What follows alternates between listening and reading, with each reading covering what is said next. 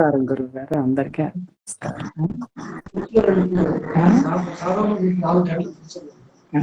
4 గంటలు కూర్చోండి. గురుగారు మీరు వచ్చారు. నమస్కారం గురువు.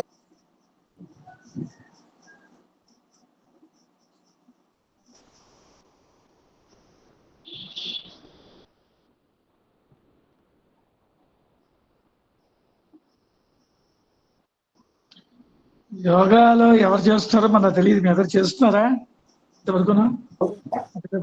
చేస్తున్నాం గురువు, చేస్తున్నాం గురువు. చేస్తున్నామండి, చేస్తున్నాం.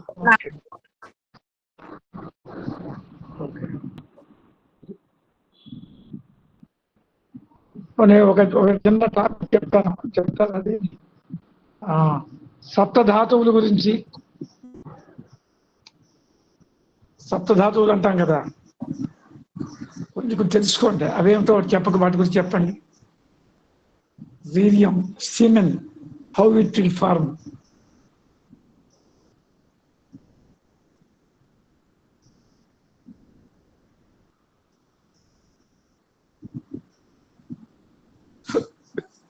ఎవరైనా మాట్లాడండి. అన్నం నుంచి గురువు గారు వర్షం మూలంగా ధాన్యం పండుతుంది. ధాన్యం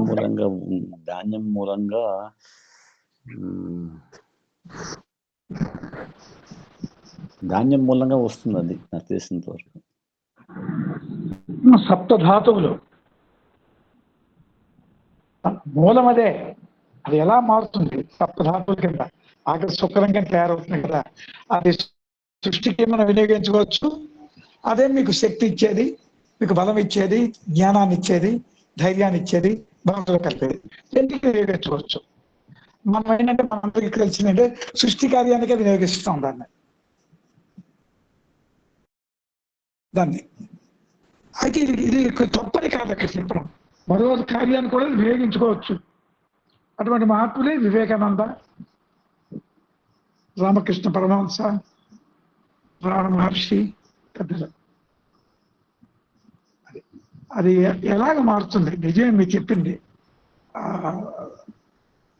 మనం తినేటువంటి అన్నం, బియ్యమే అన్నం తింటాం. అది ఎలాగ శుక్రం మరో స్టెప్స్ సప్తధాతువుల కింద ఎలా మారుతుంది?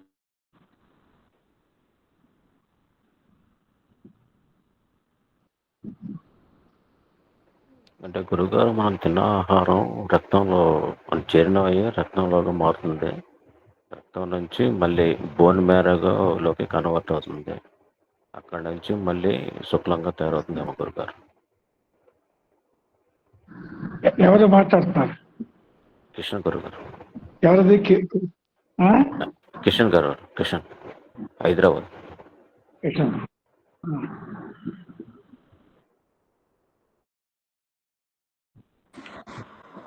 నమస్కారం. చెప్పండి మేడం. సముద్రం నీరు ఎండకి ఆవిరి మీదకెళ్ళి మేఘంలోకి వెళ్ళి అవి మేఘాలుగా మారి అది వర్షం పడటం వల్ల కిందనున్న భూమి మీద ఉన్న మొక్కలు అన్నీ లేస్తాయి. అందులో మనం వేసిన పంట పండి ధాన్యం వస్తుంది. ఆ ధాన్యాన్ని మనం తొక్క తీసుకొని వండుకొని మనం తింటాం. అది మనకి కడుపులోని జీర్ణమయ్యే వ్యవస్థ భగవంతుడు పెట్టాడు. ఆ వ్యవస్థ వల్ల జీర్ణమయ్యి రక్తము, మజ్జు అలాగా సప్తధాతువులుగా మారుతుంది. ఆ సప్తధాతువులు శరీరం అంతటా స్ప్రెడ్ అయ్యి ఒక్కొక్క దాని పనులు చేస్తూ ఉంటాయి. అంతవరకే తెలుసు.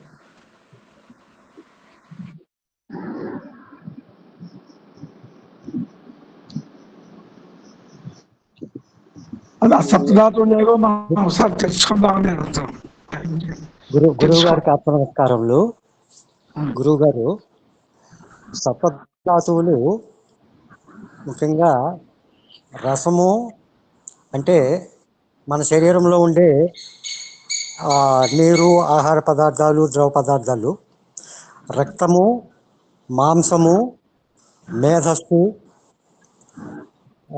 అస్థి, ఎముకలు, మన శరీరంలో ఉండే ఎముకలు, శరీర నిర్మాణానికి అవుతుంది.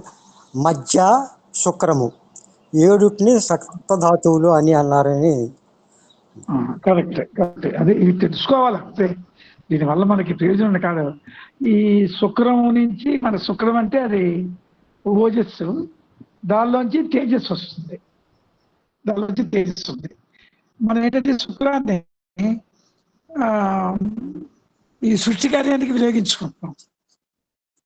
అంటే శుక్రంలో ఎంత పవర్ ఉందో చూడండి. ఒక సృష్టిని ఒక జీవిని పోలిన ఒక జీవిని తయారు చేస్తున్నారంటే శుక్రంలో ఎంత శక్తి ఉంది.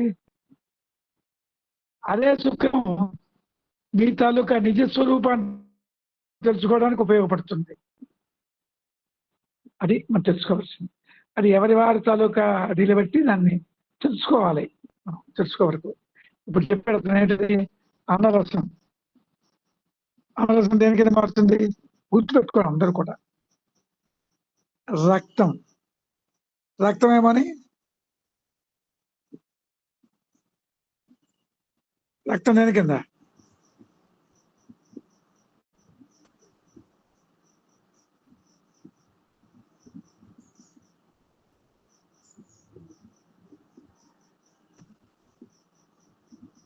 రక్తం మాంసం కింద మారుతుంది గురుగారు. మాంసం మేధస్సు నుండి అస్థి నుండి మధ్య. మేధస్సు అంటే ఏం చెప్పాలి గురుగారు? మేధస్సు అంటే ఏంటి అసలు? మన మేధస్సు కాదు అది.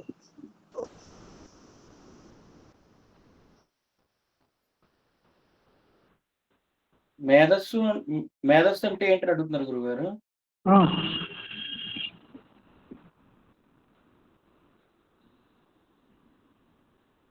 అంటే మనకి ఈ తెలియదు గురుగారు, ఎప్పుడు వెలుగు గురించి తెలుసుకోవడమే గురుగారు, దేవుని గురించి తెలుసుకోవడమే. అంటే ఫ్యాట్ అనుకుంటున్నాను గురుగారు. ఫ్యాట్ నుంచి అస్థి అంటే ఎముకలు, పళ్ళు అలాంటివి. ఎముకలు అదే మొత్తం బాడీ అంటే సాలిడ్ ఫార్మ్ అని పడతాయి అని ఎముకలనే కాదు మొత్తం. ఎముక నుంచి ఎముకల లోపల మధ్య ఉంటుంది. అది కరెక్ట్. మధ్యలోని ఈ శుక్రం తయారవుతుంది. శుక్రం ఈ శుక్రమే అది సృష్టి కార్యానికి ఉపయోగపడుతుంది. అదే అంటే దానిలో ఎంత శక్తి ఉందో చూడండి. అత్యంత పవర్ అన్నమాట. లేకపోతే ఒక మనిషిని ఒక జీవిని తయారు చేస్తున్నారంటే అంత పవర్ అయింది. ఆ పవర్ సృష్టి కార్యానికి మనం వినియోగించుకోవచ్చు. అదే మనం తేజోరూపమై నీ అసలు స్వరూపాన్ని పొందడానికి ఉపయోగించవచ్చు. అంటే ఇక్కడ సృష్టి కార్యానికి ఉపయోగించడం తప్ప అంటే నేను తప్పను. ఇది నో రాంగ్ ఇన్ ఇట్. మరి లేకపోతే ఎలాగా? అది అసలు సృష్టిలో పెట్టాడు. అది సృష్టి అంటే అది కూడా పార్ట్. కానీ మనమేమంటే సృష్టి కార్యం చేసిన తర్వాత, సృష్టి ఏర్పడిన తర్వాత అర్థం వింటున్నారా? సృష్టి ఏర్పడింది అంటే ఒక మానవ సృష్టి కాదండి, మామూలుగా చెప్పాను. అన్ని విట్టని ఇలాగే జరుగుతుంది. ఒక్కొక్క దానిలో తేడా ఉంటుంది.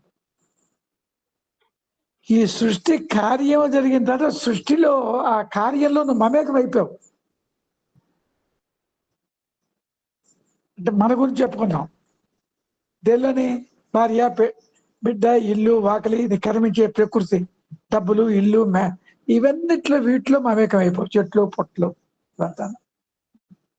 అంటే నువ్వు మర్చిపోయావు. భగవంతుడి నుంచి ఆ తేజోమయమే భౌతికతలో ఇలాగ సృష్టి కార్యం కింద పరిణమించింది అనే మాట మర్చిపోయామన్నా. మర్చిపోయి మమేకం అయిపోయాం. అదే మాయలో పడిపోవడం అంటే. అందుకే ఏం చెప్పాడంటే, మమ మాయా దురత్యయ మమ ఏవయే ప్రపద్యంతే మాయా మేకం తరంతే. నా మాయని మీరు దాటలేరు అని చెప్పాడు. ఎందుకు? నువ్వు అక్కడి నుంచి వచ్చిన వాడివి, అలాగ దీనిలో పడిపోయావు, సృష్టి కార్యంలో పడిపోయావు. నిన్ను నువ్వు మర్చిపోయావు. అదే కదా మహాత్ములు చెప్తారు, నిన్ను నువ్వు తెలుసుకోవాలి. నిన్ను నువ్వు తెలుసుకునే ప్రయత్నం చేయకపోతే మాకేం నష్టమండి మీరు అనొచ్చు. ఎందుకంటే ఈ బాధలు పడి నిన్ను నువ్వు తెలుసుకోవడం, ఈ బాధ ఎందుకు నీకు?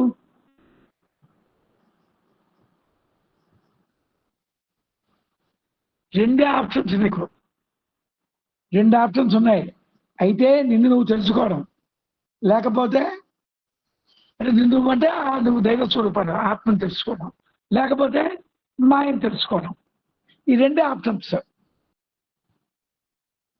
ఇప్పుడు మనం నిన్ను నువ్వు తెలుసుకోవడం అనేటువంటి ఆప్షన్, అంటే ఆత్మ సాక్షాత్కారం పొందడం అనేది మనకి గురువులు, సద్గురువులు, మహాత్ముల తాలూకా అనుగ్రహం ఉండి వాళ్ళతో సంపర్కం ఉంటే కానీ మనం తెలుసుకోలేం. అంచేత మనకి ఆ ద్వారం క్లోజ్ అయిపోయింది మన దృష్టిని. ఏ ద్వారం ఓపెన్ అయింది? సృష్టి అనేటువంటి ద్వారం ఓపెన్ అయింది. దీనిలో పనికి ఎత్తుతున్నాం. ఏం తప్పేటండి? హాయిగా డబ్బులు, ఉద్యోగాలు సంపాదిస్తున్నాం కదా, ఏమండి? తప్పు కాదు. దీనిలో పెద్ద ముప్పు ఉంది. పవిత్రమైనటువంటి నీ శుక్రాన్ని ఈ కార్యానికి ఉపయోగించుకున్నాం. అయితే ఇక్కడ ఒక చిన్న లాజిక్ ఉందండి, మీకు అర్థం చేసుకుంటారో చేసుకోరో కానీ ఇక్కడ అది మీకు ఎలాగ అర్థం అవుతుంది? మనస్సు ఉంది కదా, అసలు యాక్చువల్గా సింహాల వారి మనస్సే శుక్రం అన్నారు. ఇది మీకు అర్థం అవచ్చు. అంటే ఏంటన్నమాట, ఈ మనస్సు మెటీరియల్ భావంలో పడిపోతే సృష్టి కార్యం కోల్పోయింది. జాగ్రత్త వింటున్నారా అని చెప్పిన పాయింట్? ఈ మనస్సే ఇటు వెళ్ళాలి, ఆత్మవైపు తీసుకెళ్ళిపోతే తేజస్సు స్వరూపుడు అయిపోవు. ఈ ఓజస్సు ద్వారా సృష్టి కార్యాన్ని కోల్పోవచ్చు, ఈ ఓజస్సుని తేజస్సు కింద మార్చి ఓడిపోవచ్చు. అక్కడ మనకి ఈ శుక్రాన్ని ఏం దాచుకోగలమా? అది కోరిక, అది వెళ్ళాలి దానికి. అది బలాత్కారంగా అప్పుడు చేయొద్దు. మీరు బలాత్కారంగా దాన్ని ఆపుకోవద్దు. ఇక్కడ మనకి అదృష్టం ఏంటంటే ఈ రహస్యం ఎవరు చెప్పలేరు. నీ మనస్సుని అటువైపు తీసుకెళ్తున్నావు అనుకో యోగ సాధనతో, అదేమవుతుందంటే తేజోవంతం అయిపోతుంది. అప్పుడు ఈ శుక్రం ఏమవుతుందంటే, గురువు గారు చెప్పారు, మ్యాటర్ దీనికన్నా పవర్ అయింది దాన్ని పట్టుకున్నాం, అటువైపు ప్రయాణం చేస్తారు. డైరెక్ట్ మార్గం. ఇది మీకు అర్థం కాకపోవచ్చు, అర్థం అవ్వచ్చు మీలో కొందరికైనా. అర్థమైందని చెప్పిన మాటలు. శుక్రము సృష్టి కార్యంలోకి వెళ్ళడానికి మూలం ఏది? మనస్సే కదా. మనస్సేమని ఈ అట్రాక్షన్ అయింది, సృష్టి కార్యంలో కొలిపోయావు నువ్వు. అదే మనస్సుని గురువుల దగ్గర సాధన తీసుకొని ఆత్మయ్య తిప్పు, రెండు నీకు సాధ్యమే. అందుకే బ్రహ్మచర్యం అంటే గురువులు ఏం చెప్పారంటే, బ్రహ్మని చరితి ఇది బ్రహ్మచారి. బ్రహ్మయందు మనసు నిలవడం బ్రహ్మచారి అని చెప్పారు ఒక లెవెల్లో. ఇవన్నీ మీకు మీరు థింక్ చేసుకుంటే కానీ మీకు అర్థం కాదు. అంతే మీకు మనసులే పట్టించేసావు. ఆ మనసుని తిన్నగా నువ్వు ఈ సృష్టి కార్యంలో ఉంది కదా మనస్సు, మాయలోంచి అది తీసుకొనిపోవడమే తేజోమయం అయిపోయింది. అప్పుడు ఇదే అంత కార్యము నువ్వే చేసావు. అప్పుడు వారికి విధి నిషేధము లేవు. వారికి విధి నిషేధం ఏముంది? అంత తందే. ఇదంతా ఎవరు? నువ్వు అనుకుంటున్నావు, ఒక పొల్ల పెట్టుకున్నావు నేను అని. నేను, నా భార్య, నా పిల్లలు, నా వల్ల వచ్చారు పిల్లలు, నీ వల్ల వచ్చారు. ఇప్పుడు మీకు అర్థమైందా? మళ్ళీ ఏమనుకున్నావు? నేను ఈ పిల్లలకి అన్నాను అంటాను. నువ్వు ఆలోచించండి, సుఖం ఎక్కడి నుంచి వచ్చింది? ఆ సుఖంలో ఉండే వెలుగు ఎక్కడి నుంచి వచ్చింది? ఆ ఓజస్సు. ఆ ఓజస్సునే తేజస్సు కింద మార్చాలి. దాన్ని మనస్సు దొరికిపోయింది మీకు. మైండ్ ఏం చేయాలి? మీరు బహిర్ముఖం నుంచి అంతర్ముఖం తిప్పియాలి. అది యోగ సాధన. అది ఎంత పవర్ అయిన విద్యో చూడండి. అంటే మీకు అందుకు చెప్తాను. ఆ సృష్టి అంతటికి ఏర్పడడానికి, సృష్టి జరగడానికి మూలమైనటువంటి ఆ తేజస్సే భగవంతుడు. మళ్ళీ మీకు భగవంతుడు అనగానే అప్పుడు గుర్తొచ్చేస్తాయి అవి, ఆ రూపాలు, ఇవి అవిని. ఎన్ని చెప్పినా మీరు వినరు. అంటే మీకు చెప్పినా ఒకటే, ఎన్ని చెప్పినా మీరు వినరు. మీ లెక్క మీరు మానరు. ఎంత నోరు అరుచుకొని ఇన్ని సంవత్సరాలు చెప్పినా మళ్ళీ ఎక్కడ వేసిన గొంగళి అక్కడే. బాబు, రూపాలు లేవు, నామరూపాలు లేవు. ఉన్నది ఒక శక్తి, కాస్మిక్ ఎనర్జీ. అంత ఎనర్జీయే ది ఎంటైర్. దానిని భావన పెట్టుకున్నావు. ఇప్పుడు నీ భావ శుద్ధి కావాలి. చెట్టు, పుట్ట, కొండ, నక్క, ఏనుగు, పంచభూతాలు, పంచభూతాత్మకమైనటువంటి ఆకాశ, వాయువు, అగ్ని, జలము, పృథివీ అన్నీ కూడా అదే. ఆ వెలుగే. నువ్వు వెలుగే. అయితే నీ అదృష్టమైనది. నువ్వు కూడా ఏమిటి, సృష్టి కార్యంలో ఇది జరుగుతుంటుందండి, దానికి వదిలేయండి. కానీ సృష్టికి మూలమేదో తెలుసుకోవడానికి నీ ఒక్కడికి అవకాశం ఉంది. దానికి ఎన్ని రకాలుగా ఆ మహాత్ములు చెప్పారో చూడండి. సైన్స్ అంటే ఇది బ్రహ్మచర్యం అనేది, ఈ మనసు ఇప్పుడు కూడా ఊర్ధ్వగతిగా వెళ్తే అదే బ్రహ్మచర్యం అండి. ఇవన్నీ ఇంకెందుకు, దానికి కొన్ని రిస్ట్రిక్షన్స్, గురువు దగ్గర 12 సంవత్సరాలు ఉండాలి, ఇవన్నీ చెప్పారండి.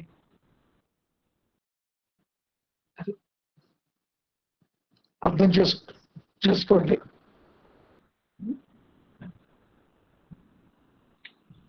ఇప్పుడు మరొక మాట చెప్తాను, మీకు తెలిసి ఉండాలి. రమణ మహర్షి, రామకృష్ణ పరమహంస, వీళ్ళందరూ కూడా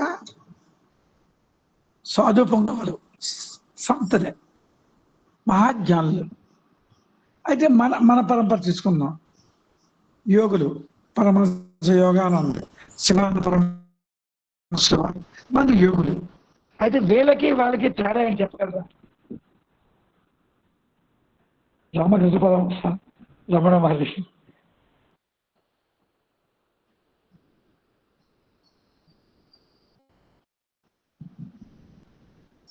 ఈ జగత్తులో వీళ్ళు ఉన్నారు కదా మహాయోగులు, మాతారు బాబాజీ.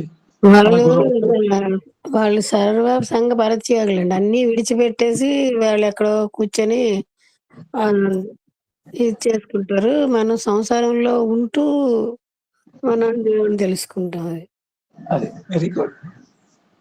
అంటే ఇక్కడ ఏంటంటే వాళ్ళు ఓన్లీ దే వెలుగు బ్లెస్సింగ్స్ వాళ్ళు అనుగ్రహించగలరు. నీకు ఏదైనా కావాలంటే వాళ్ళ అనుగ్రహం వాళ్ళు దృష్టి పెడితే అంతే. వాళ్ళకి పూర్తిగా శరీర భావన ఉండదు. అంటే పూర్తిగా శరీర భావన వాళ్ళకి లేదు. రామకృష్ణ పరమహంసగా, రమణ మహర్షిగా వీళ్ళందరికీ. ఇప్పుడు మనది అది కాదు, మనం బ్యాలెన్స్ చేసుకుంటాం. మళ్ళీ మన అంత జ్ఞానవంతులమే అవుతాం. మనం జ్ఞానవంతులు అవ్వమని కాదు, ఆ బ్యాలెన్సింగ్ నేచర్ మనం తెలుసుకుంటాం. పూర్తిగా సృష్టి కార్యంలో పడిపోము, అలాగని భగవంతుని మర్చిపోము. ఏంటి, మన దృష్టి ఎప్పుడు కూడా అంతర్ముఖంలోనే ఉంటుంది. ఈ బాడీని ఉపయోగించుకుంటాం. We will utilize the body as a tool. ఈ ప్రపంచంలో ఒక పనిముట్టు కింద ఉపయోగించి మనం చేయవలసిన కార్యాలు చేస్తాం. అందుకే యోగులే మహాకార్యాలు. చూడండి, శ్రీకృష్ణుడు ఎవరు? యోగి. చూడండి, శ్రీకృష్ణుడికి ఇప్పుడు రమణ మహర్షి తేడా. శ్రీకృష్ణుడు ఎక్కడ కూర్చున్నాడా? కానీ అతను అవతార పురుషుడు. చూసారా మళ్ళీనే? మీకు అర్థమైందా? అలాగే రాముడు మహాయోగి, రామయోగి. అంటే యోగుల తాలూకు అది ఎలా ఉంటుందంటే వాళ్ళు శాపాదపి శరాది, యుద్ధం చేస్తారు, అవసరమైతే శపిస్తారు, దెబ్బలాడతారు, అన్ని రకాలుగా ఉంటాయి వాళ్ళకి, యోగులకి. అంచేత అంటే దీనిలో నేను గొప్ప, వాళ్ళు ఎక్కువ వీళ్ళు తక్కువ అన్నాం, అందరూ మహాత్ములే. కానీ మార్చడానికి అంటే ఆత్మ సాక్షాత్కారం చేయడానికి ఒక మార్గంగా.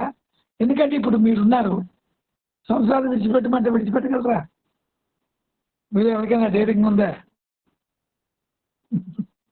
అమ్మో అన్నాని విడిచిపెట్టేస్తాం, విడిచిపెట్టమని చెప్పడం.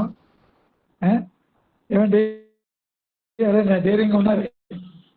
నాకెందుకంటే ముక్కు మూసుకుంటాం ఈ సంసారం అన్నవాళ్ళు.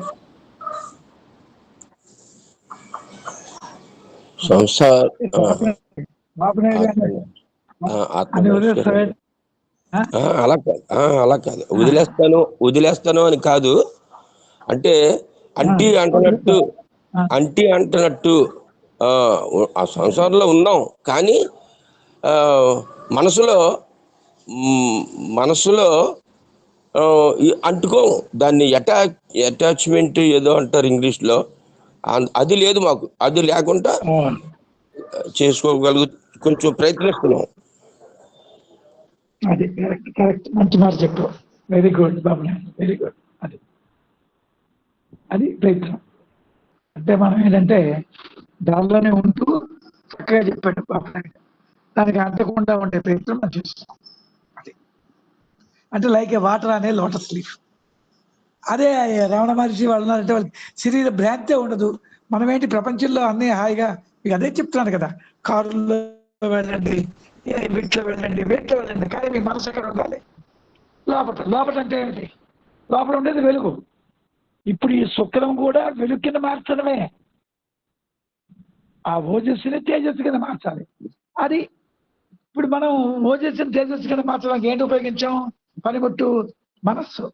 ఇది మీకు చాలా అర్థం అవ్వడం కష్టం అవ్వచ్చు, సాధన చేసి విచారం చేసుకుంటే అర్థం అవుతుంది. మనస్సే శుక్రం అన్నారు మన పరమ గురువు గారు శివానంద వారు. అది ఎక్కడ మీకు అర్థం అవుతుంది? అది సిద్ధవేదం చదివితే కానీ అర్థం కాదు. ఇంత చెప్తున్నాను, సిద్ధవేదం చదవాలి, అర్థం చేసుకోవాలి. ఓన్లీ అవన్నీ మీకు ఎందుకు? ఆ మనసుని ఊర్ధ్వంగా తీసుకెళ్ళిపోతుంటే వెలుక్కన మారుతుంది డైరెక్ట్ గా.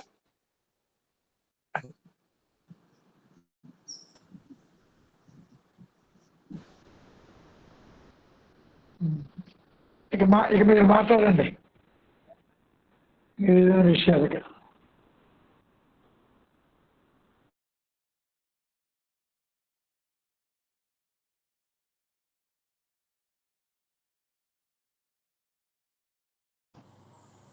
రాముడు, కృష్ణుడు, వీళ్ళ ఇంకా చాలా పరమహంస, వీళ్ళందరూ మానవ రూపంలో ఉన్నటువంటి మహాత్ములు.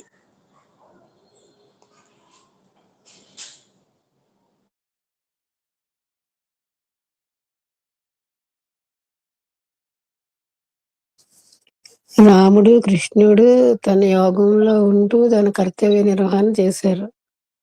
అదే పరమహంస వాళ్ళు ఏంటంటే రమణ మహర్షి గారు వీళ్ళందరూ ఏంటంటే దేహస్పృహ లేకుండా నిత్యం వాళ్ళ వెలుగులోనే చేయించారు. అదండి.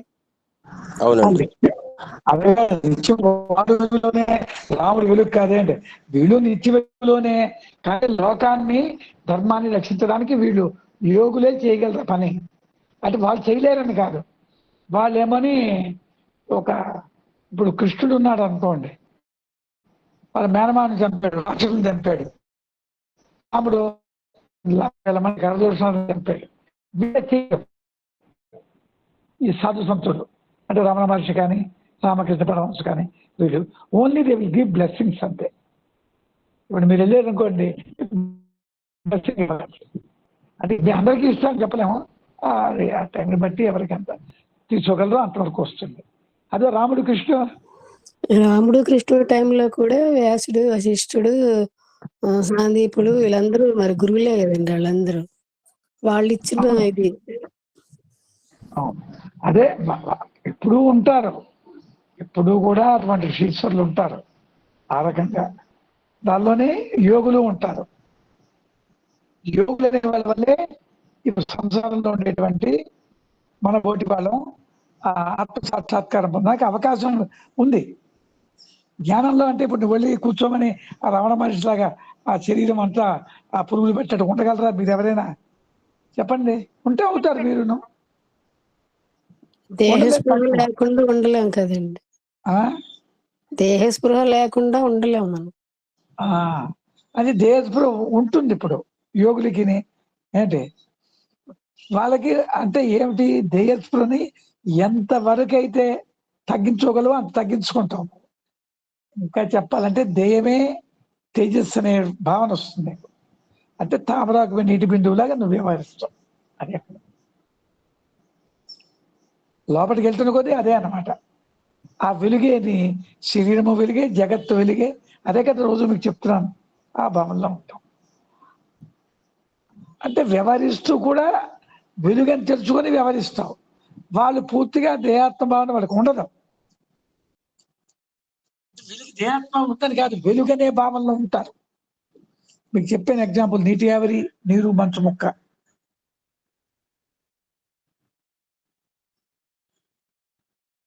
ఈ మూడు ఒకటే అనే భావనలో ఉంటారు.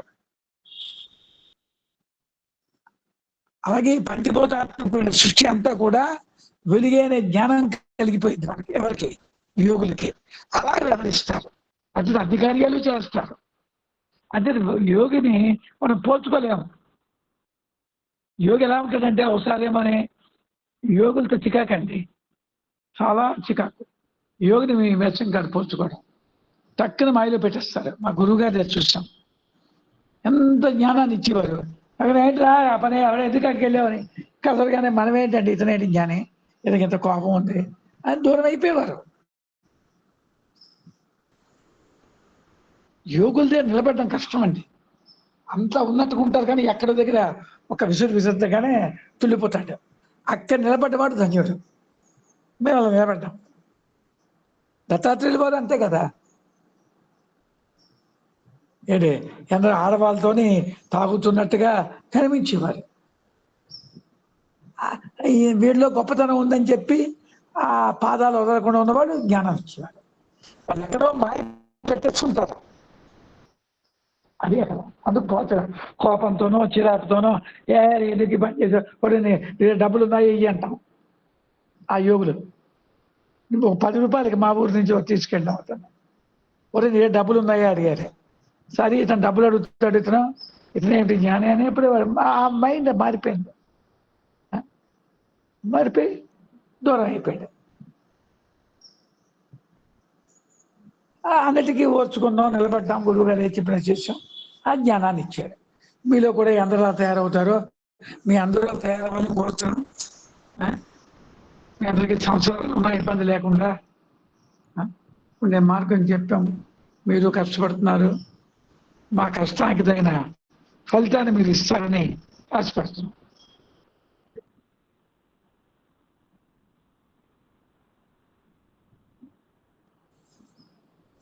ఆత్మ నమస్కారం గురువు గారు, అందరికి ఆత్మ నమస్కారం. ముకుందరావు అండి. మా లాంటి వాళ్ళకి ఎంత అద్భుతమైన బ్రహ్మ విద్యను అందించినందుకు గురువు గారికి ధన్యవాదాలు. మన గురుకులంకి, మన కుటుంబానికి ధన్యవాదాలు. మేము మన ఈ కుటుంబం లేకపోతే అంతమంది ఏమైపోవారమో ఆ పరిస్థితిలో ఉండారు. యాక్చువల్గా నేను అసలు నాకు ఏమీ తెలియని పరిస్థితిలో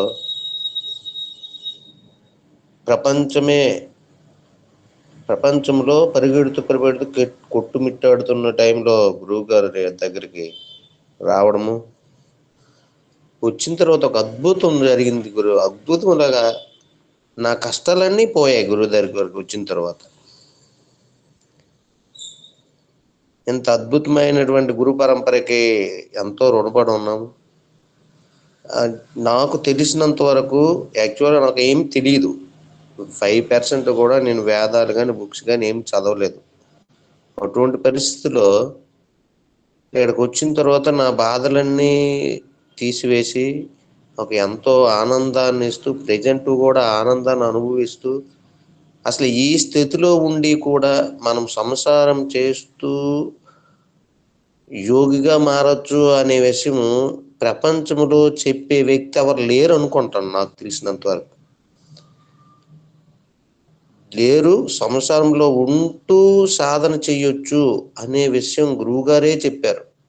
నేను ఏ బుక్స్లో చదవలేదు, ఏమీ లేదు. ఇటువంటి అద్భుతమైన గురు పరంపర ఎక్కడ లేదు. ఉంటే ఎవరో కూర్చొని సాధన చేసుకోవడం, అన్ని విడిచిపెట్టి వెళ్ళిపోవడం అటువంటి వాళ్ళే ఉన్నారు. కానీ సంసారాన్ని బ్యాలెన్స్ చేస్తూ విద్య అందించేది ఎక్కడ నేను చూడలేదు. అట్ ద సేమ్ టైం మహా ఆనందాన్ని ఎల్లవేళలా అనుభవిస్తూ ఈ విద్యని నేర్చుకుంటాను. గురువు గారు చెప్పే మాట అద్భుతము. అసలు గురువు గారు మాట ఆడితేనే బ్రహ్మానందంలోకి వెళ్ళిపోతాం. అంత అద్భుతమైన మనకి అంత అద్భుతమైన విద్య అందిస్తున్నారు. ఈవెన్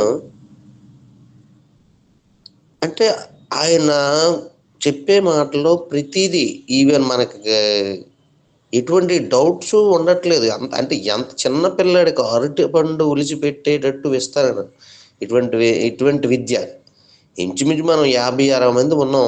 అందరము కూడా సో గురువు గారి అనుసంధానంలో ఫాలో అవుతూ మనం ముక్తి మార్గాన్ని చేరుతామనే దృఢ సంకల్పంతో ఉన్నాం. కంపల్సరీ గురువు గారికి ఆ ఎక్స్పీరియన్స్ ఉంది. అసలు గురువు గారు దైవమే. గురువు గారు అసలు అతనికి గురువు గారికి ఏమి నిరాడంబరు, ఏమీ ఇది లేదు. సింపుల్ గా మనలో అందరిలో కలిసిపోతూ వచ్చు. కానీ గురువు గారి ఎక్స్పీరియన్స్, గురువు గారి దైవమే. నాకు చాలాసార్లు ప్రూవ్ అయింది కూడా.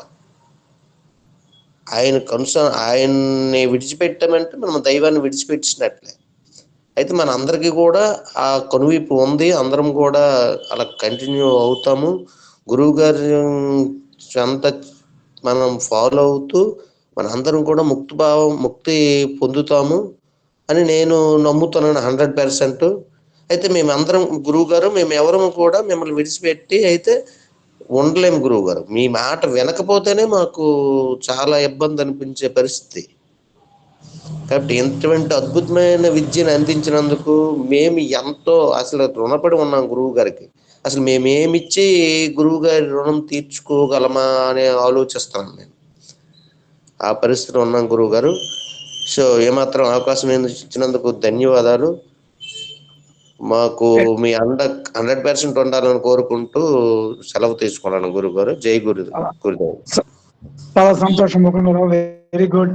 నీలో ఉండే భావనల్ని చక్కగా ఎక్స్ప్రెస్ చేసాం. Very good. అది కావాలి.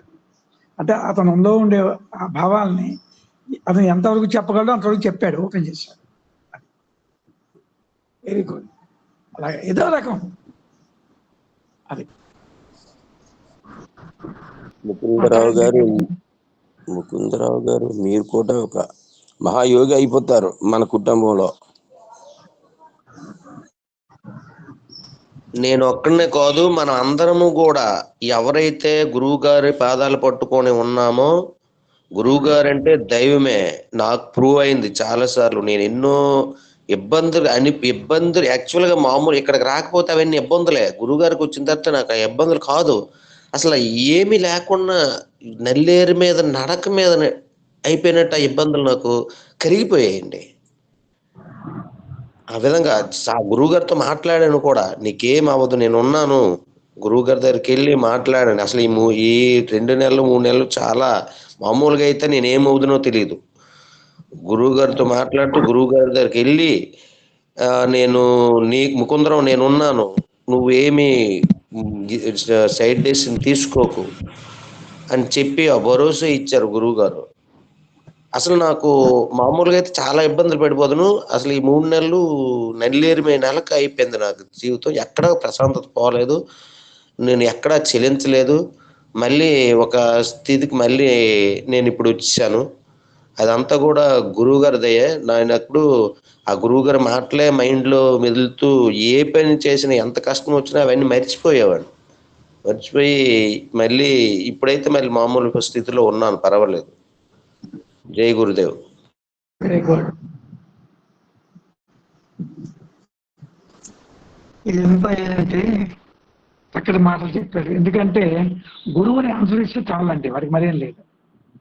ఇప్పుడు మీరెవరు వేదాలు చదివారా, ఉపనిషత్తులు చదివారా, మీకేమైనా ఉపనయనాలు అయ్యాయా? మీలో కొందరు కావచ్చు, ఏమీ లేదు.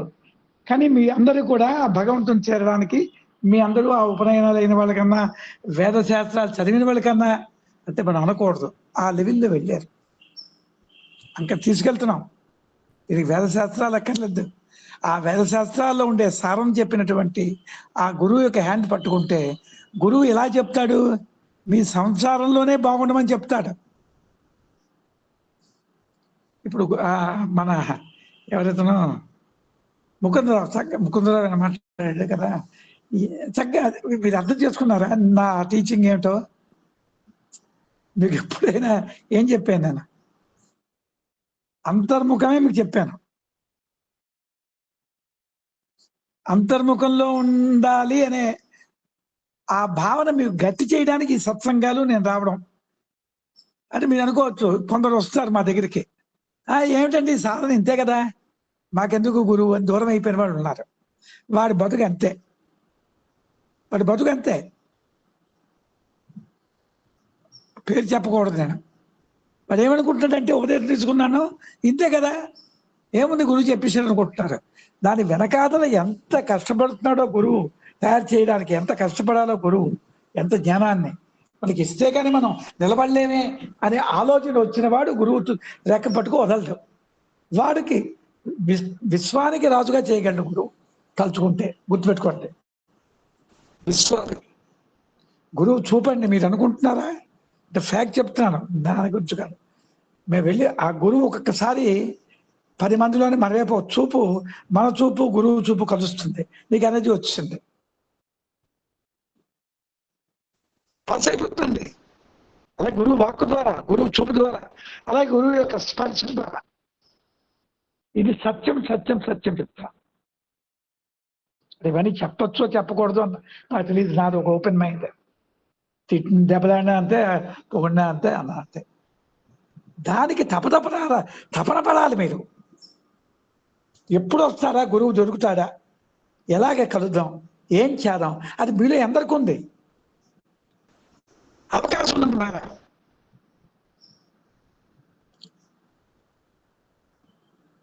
కబుర్లు కాదు, గురువు దగ్గర మాయ అనేది ఉండకూడదు, అబద్ధం ఆడకూడదు.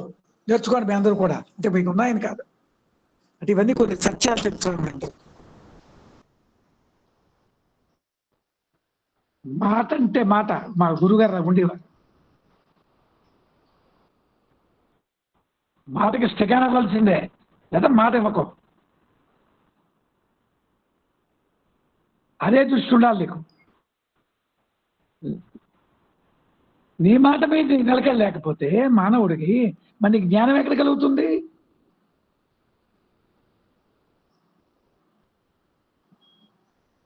చెప్పండి మీరు.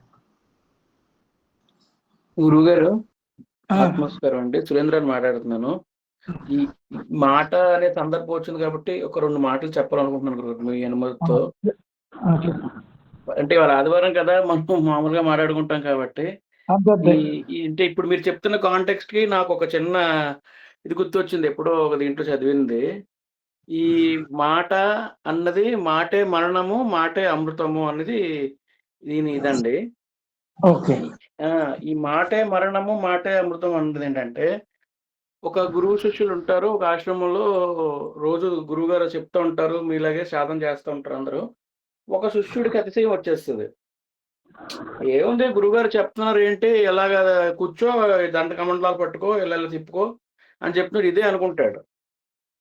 అయితే ఆ ఊరి రాజుగారికి పిల్లలు ఉండరు. ఉండకపోతే అంతకుముందు అందరూ వస్తుంటే గురువుగారు ఏం చేస్తారంటే తదాస్తు సుఖీ భవ అని దీవిస్తూ ఉంటారు. ఈ శిష్యుడు కూడా అదే అనుకుంటాడు. ఇప్పుడు మీరు అన్నారు కదా, ఇలా సాధన చేసుకుంటేనే అయిపోయింది, గురువు ఎందుకు అని అన్నట్టుగా ఫీల్ అయిపోయాడు శిష్యుడు కూడా. అయితే అందరూ వచ్చినట్టు దీవిస్తుంటే రాజు వచ్చి గురువు గారికి నమస్కరిస్తే సుఖీభవ అంటాడు. సుఖీభవ అంటే రాజు చిన్నపుచ్చుకుంటాడు. ఇదేంటి, నాకు పిల్లలు లేరు కదా, సంతాన ప్రాప్తి అనాలి, సుఖీభవ అన్నారు గురువు గారు అని చెప్పి చిన్నపుచ్చుకొని వెళ్ళిపోతుంటే ఇలా శిష్యుడు ఎదురవుతాడు. శిష్యుడు ఎదురవుతే శిష్యుడు ఏంటంటాడు అంటే గురువుని అనుకరిస్తున్నాడు. ఆడికి శక్తి లేదు. గురువుకి తెలుసు ఎవరికి ఏది ఇవ్వాలి, ఎవరికి ఏది ఇవ్వకూడదు. ఎందుకంటే గురువు విల్ నో ఎవ్రీథింగ్. గురువు గారికి ఆ శక్తి ఉంటది. ఈ శిష్యుడికి ఆ శక్తి ఉండదని తెలుసుకోలేక ఏం చేస్తాడంటే సంతాన ప్రాప్తిరస్తు అంటాడు. రాజా సంతోషపడి వెళ్ళిపోతాడు. ఆ తర్వాత గురుగారి దగ్గరికి వెళ్తాడు. గురుగారి దగ్గరికి వెళ్తే అప్పుడు గురుగారు అంటారు, నువ్వేం చేసావో నీకు అర్థమైందా అని అడుగుతారు. ఏం చేశాను గురుగారు అని అంటాడు. ఏం చేసావో తెలుసా, ఆ రాజుకి ఎట్టి పరిస్థితుల్లో సంతానం లేదు కాబట్టి నువ్వు సంతానం ప్రాప్తిస్తూ అని నువ్వు ఉండి ఆశీర్వదించావు కాబట్టి ఆ రాజు యొక్క కడుపులో నువ్వు మరణించి వెళ్ళి పుట్టు అంటాడు. ఎందుకంటే నీ మాట నిజం అవ్వాలి. నువ్వు అన్నందుకు నీ మాట అంటే మాట ఎంతవరకు తీసుకెళ్ళిందో చూడండి. అమృతం కింద కాదు. అప్పుడు అన్న మాట కోసం అప్పుడు నిలబడాలి కదా మాట. వాడు యోగ్యంగా ఉన్నప్పుడు ఫస్ట్ది మాట మీద నిలబడాలి. ఫస్ట్ మీకు కూడా చెప్పినప్పుడు మేము ప్రమాణం చేసాం, మేమందరం కూడా ఆత్మసాక్షి విరుద్ధంగా భగవంతుడి విరుద్ధంగా మేము ఎటువంటి చెయ్యము అని చెప్పేసి మీకు చెప్పకుండా. కానీ అక్కడ మాట తప్పాడు శిష్యుడు. మాట తప్పడం అన్నది ఎప్పుడైతే మొదలైందో పతనం అక్కడే మొదలైపోయింది. అంతే, కరెక్ట్. మాట తప్పడం ఎక్కడైతే అంటే సర్వాన్ని పరిత్యజించి సంసారాన్ని పరిత్యజించి గురు శుశ్రూష చేసి వాడు మాటల మీద నిలబడలేకపోయాడు. అప్పుడు ఏమైంది, ఆ మోక్ష మార్గానికి వెళ్ళిపోవాలి అనుకున్న వాడు ఆఖరికి మళ్ళీ అంటే పునరావృత శాశ్వత శివ సాన్నిధ్యానికి వెళ్ళాలనుకున్నవాడు ఏమయ్యాడు, మళ్ళీ కొట్టవలసిన స్థితి వచ్చింది. అది ఎవరి చేత? గురువులు కాదు, వాడంతటా. అంటే నాకు ఏదో వచ్చింది, నేను ఏదో సిద్ధించుకున్నాను, నేను ఏదో స్టేజ్కి వెళ్ళిపోయాను అని మనం అనుకున్న రోజే మన పతనం మొదలైనట్టు.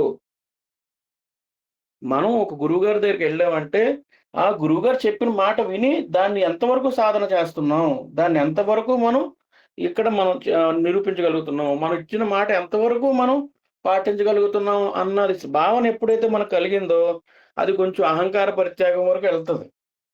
కానీ ఎప్పుడైతే మనం ఏముందిలే గురువు, ఏముందిలే ఇది, ఏముందిలే అనుకుంటే అక్కడితో మనకు అహంకార పరిత్యాగం అనేది రాదు. పోనీ పుట్టాడు, వెళ్ళి పుడతాడు, పుట్టిన దగ్గర నుంచి పూర్వజ్ఞానం ఉంటుంది. గురుగారు లేరా? గురుగారు మాట్లాడు. హలో గురుగారు,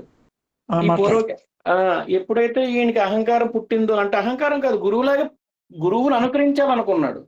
నువ్వు ఎప్పుడు గురువు అవుతాడు? గురువు నీకు అనుమతి ఇచ్చినప్పుడే నువ్వు గురువు అవ్వగలవు. గురువుని అనుకరించడం వల్ల ఏమైంది, నువ్వు అన్ని వదులుకొని నీ చేసిన సాధన అన్ని పోయి ఆఖరికి మళ్ళీ నువ్వు వెళ్ళి తల్లి గడుపును పుట్టవలసిన పరిస్థితి ఏర్పడింది ఆ శిష్యుడికి. అది మాటే మరణం. అంతే. తర్వాత వెళ్ళి పుడతాడండి ఈ శిష్యుడు, ఆ రాజు గడుపును వెళ్ళి పుడతాడు. కానీ పూర్వజ్ఞాన సంపర్కం వల్ల ఎవరితోని మాట్లాడటం, ఎంత ప్రయత్నించినా ఏ మనిషితో కాదు ఎవరితోని కూడా మాట్లాడు. ఇంకా రాజుకు విసిగెత్తిపోయి మా కొడుకుని ఎవరైతే మాట్లాడిస్తారో ఆడికి 1,00,000 వరహాలు ఇస్తానని చెప్పి అందరికి రాజ్యం అంతా కూడా చాటింపు వేయిస్తాడు. ఎంతమంది వచ్చి ప్రయత్నిస్తారో ఎవరు చేసినా వీడు మాట్లాడరు. ఎందుకంటే ఆల్రెడీ ఒక మాట అన్నందుకే నేను మళ్ళీ జన్మెత్తవలసి వచ్చిందని ఆడి పూర్వజ్ఞానం ఉంది ఆ శిష్యుడికి. అప్పుడు ఒకసారి రాజుగారు అందరూ తీసుకెళ్లి వేటకు తీసుకెళ్తారు. వేటకు తీసుకెళ్తే అక్కడ ఒక రకమైన పక్షుల్ని వేటాడి ఆ పక్షుల యొక్క ఈకలు వాళ్ళ తురాయిల్లో పెట్టుకుంటారట. ఆ పక్షికి ఎలాగంటే ఓన్లీ అది కనిపించదు, శబ్దం చేస్తేనే దాని మీద బాణం వేస్తారు. అది చీకట్లో ఉంటుంది పక్షి. దాని గురించి ఈ శిష్యుడికి కనిపిస్తుంది, ఆ రాజకుమారుడు రూపంలో శిష్యుడికి ఆ పక్షి కనిపిస్తుంది. కానీ పక్కన ఉన్న సైన్యుడికి కనిపించదు. అయితే దీనికి నేను చెప్తే చంపేస్తారు దీనికి అని చెప్పి శిష్యుడు చెప్పడు. కానీ ఈ సైనికుడు అప్పుడే ఆ పిట్ట అరుస్తుంది ఒకసారి కీకి అని. అరిచిన వెంటనే సైనికుడు బాణం వేస్తాడు, ఆ పిట్ట చనిపోతుంది. అప్పుడు అంటాడు అనమాట శిష్యుడు, మాటే మరణము. అంటే పక్షి మాట పోతే కదా, అది కుయ్యబట్టే సైనికుడు బాణం వేసాడు, ఆ పిట్ట చనిపోయింది. మాటే మరణం. అప్పుడు ఫస్ట్ మాట్లాడతాడు. మాట్లాడితే చుట్టుపక్కల ఉన్న వాళ్ళందరూ విని మాటే మరణం అని అన్నాడు రాజకుమారుడు, మాకు 1,00,000 వరహాలు ఇవ్వండి అని చెప్పి రాజుగారి దగ్గరికి వెళ్ళి అడుగుతారు. మళ్ళీ అడుగుతారు, నువ్వు అన్నావా అంటే ఈయన మాట్లాడుతూ నవ్వుతాడు అంతే. ఇంక రాజు కోపం వచ్చి మీరు డబ్బుల కోసం అబద్ధాలు ఆడారు, మీ అందరికి మరణశిక్ష చేస్తానని అని చెప్పి రాజు అంటాడు. వాళ్ళందరూ వచ్చి మళ్ళీ దండం పెట్టుకుంటే అప్పుడు మళ్ళీ మాట్లాడతారు, మాటే మరణం. నేను మాట్లాడాన్న మాట మీరు అక్కడ చెప్పకపోతే మీకు మరణశిక్ష లేదు. నేను మాట్లాడాన్న మాట మీరు చెప్పారు కాబట్టి మీకు మరణశిక్ష. కాబట్టి ఇక్కడ మాటే మరణం అంటే. అందరి ముందు మాట్లాడితే ఎప్పుడైతే రాదన్నాడో నీకు మాట్లాడడం వచ్చి ఎందుకు మాట్లాడట్లేదంటే నా గురువు గారు నాకు అమృతాన్ని ఇచ్చారు. ఏంటంటే ఏ రోజైతే నువ్వు మాట్లాడతావో ఆ రోజు నువ్వు శరీరాన్ని విడిచిపెట్టి మళ్ళీ నా దగ్గర శిష్యుడిగా వచ్చి చేరొచ్చు. అది నాకు గురువుగారు ఇచ్చిన వరం. అది అమృతం. గురు వాక్యం అన్నది అమృతం. గురువు వాక్య ధిక్కారం అన్నది మరణం. కాబట్టి ఆ గురువు అక్కడ ఆ శరీరాన్ని అక్కడ రాజ్యాన్ని విడిచిపెట్టి మళ్ళీ గురువు గారి దగ్గరికి వచ్చి చేరిపోతాడండి. అంటే గురువుని అనుకరించకూడదు.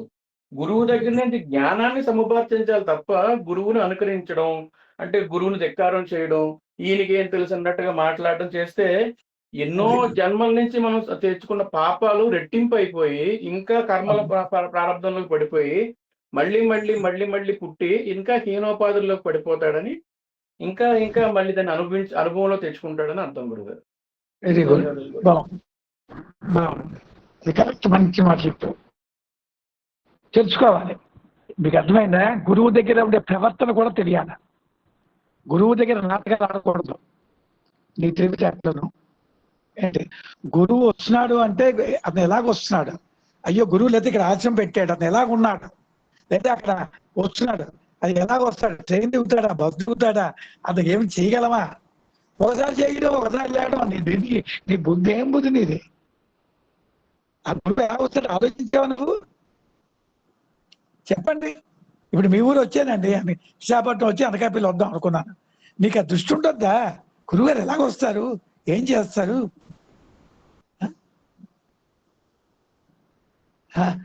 అంటే గురువు గారు చెప్పినంత వరకు ఉపన్యాసం వింటున్నావు, తర్వాత నువ్వు లేదు. మరి ఆ రకంగా కదా భగవంతుడు కూడా నేను చూస్తాడు. వాట్ ఈజ్ అతనికి ఉండే బాధలే. నేను మీ అందరి బాధలు అనుక్షణం ఆలోచిస్తున్నాం కదా. గురువు అంటే ఆలోచించి మీ బాధలు ఇప్పుడు ముకుంద చక్కగా చెప్పాడు. మరి మీరు ఎంతవరకు ఆలోచిస్తున్నారు? మేము ఆలోచించాం. ఎందుకు మీరు ధైర్యంగా చెప్తున్నారంటే మీరు గురువుతో సంపర్కం పొందలేరు, గురువు దగ్గరికి వెళ్ళలేరు, గురువుతో ఉండలేరు. నేను ఒప్పుకున్నాను, తప్పని కాదు. అట్లీస్ట్ మీ మనోభావాల్లోనే ఉందా మనసులోని?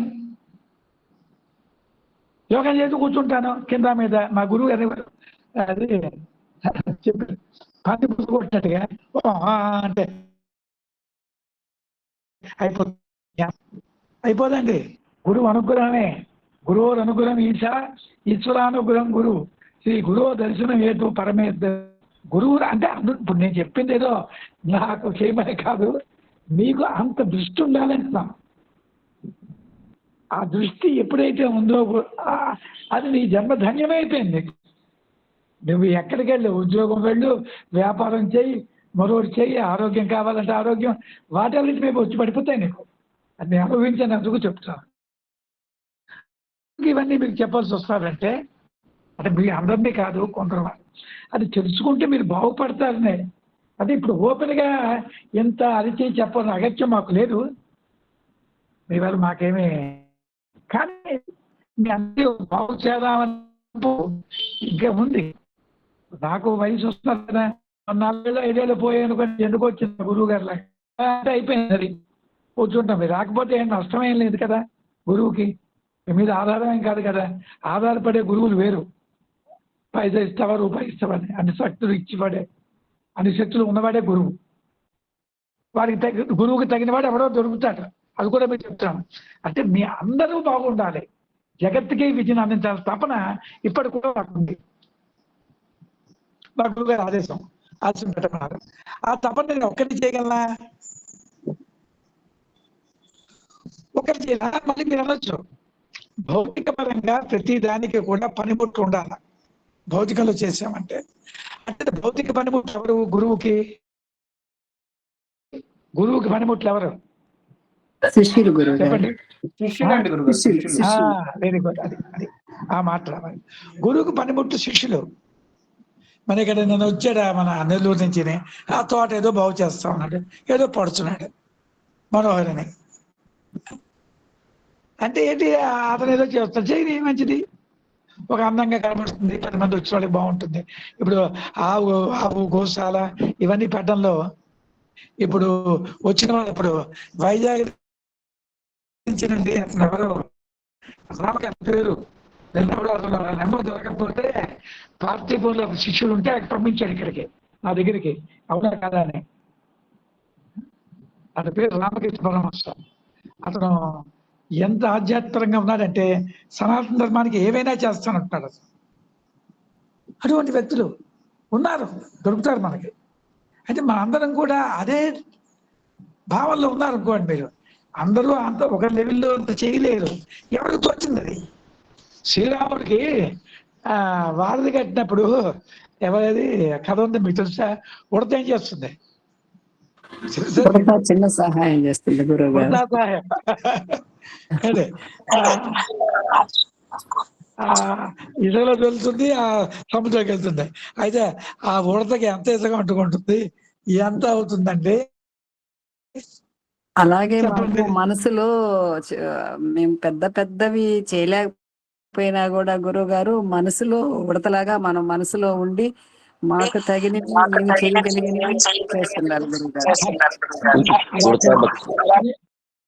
నేను ఇప్పుడు ఈ మాట ఎందుకు చెప్పానంటే మీలో స్పందన కోసం చెప్పాను, కానీ మీరు ఏమీ చెయ్యక్కర్లే. లేదు గురువు గారు, మీ రుణం తీర్చుకోవాలంటే మేము తీర్చుకోలేము గురువు గారు, చేస్తూ ఉండాలి తప్పకుండా.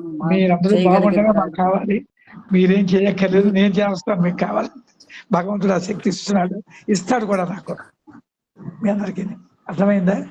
ఇప్పుడు నేను ఆశ్రమం పెట్టి ఇంచుమించు 24 ఏళ్ళు అయింది. ఇంతవరకు ఎవరు చేశారు దీనికి చెప్పడం? ఆలోచించండి. మరి నేను సామాన్యున్నే, నా ఉద్యోగం 300 రూపాయల జీతంతో ఉన్నప్పుడు 1500 జీతం గురువుగారి దగ్గర. గురువుగారి దగ్గరికి వెళ్ళి వారి మాట బట్టి ఇవన్నీ చేశానంటే అర్థం ఏంటి? మనోసంకల్పం ఉంటే దేవుడిని కానీ ఇస్తాడు. మీ అందరికీ చెప్తున్నాను నేను, అది పెంచుకోండి. మీరు భయపడకండి. ప్రపంచం దగ్గరే ఆ ముకుందలో చక్కగా చెప్పాడు. అతగాడికి ఏముంది? ఆ ఉద్యోగమే. ఆ ఉద్యోగం పోయింది, చెప్పలేదా కథలన్నా? వాళ్ళు తీసేశారు. అంటే ఉద్యోగం, ప్రైవేట్ ఉద్యోగం, ఆడపిల్లలు, కుటుంబం, ఏమవుతాడండి మనిషి? కానీ ఇక్కడికి వచ్చాడు, ఆ ధైర్యంతో ఉన్నాడు. ఆ ధైర్యమే తను రక్షించింది.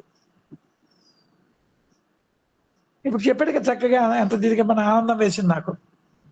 చక్కగా ఉద్యోగం మేనేజ్మెంట్ వాడి బొబ్బిల్లో తీసేశారు. వాళ్ళకి ఇష్టం. అది మరి ఎలా చెప్పండి? గ్యాప్ పీరియడ్లో ఎంత కష్టంగా ఉంటుంది, మైండ్ ఎన్ని వికారాలు చెందుతుంది, ఎంత బాధపడుతుంది చెప్పండి. ఉద్యోగం 4 రోజులు లేకపోతే ఉండలేము. అది ఆ విశ్వాసం అతనికి నిలబడింది. అదే తార్కాణం అయింది. అది గ్రహించాడు. గురు పరంపర యొక్క అనుగ్రహం వల్లే నేను నిలబడ్డాను, ఇలాగైందని. అది గ్రహించండి చాలు మీకు. అది గ్రహించడం కోసం ఈ మాటలంతా చెప్పడం మీకు. నేను ప్రాక్టికల్ చెప్తాను కదా మీకు. ఏటా ప్రాక్టికల్?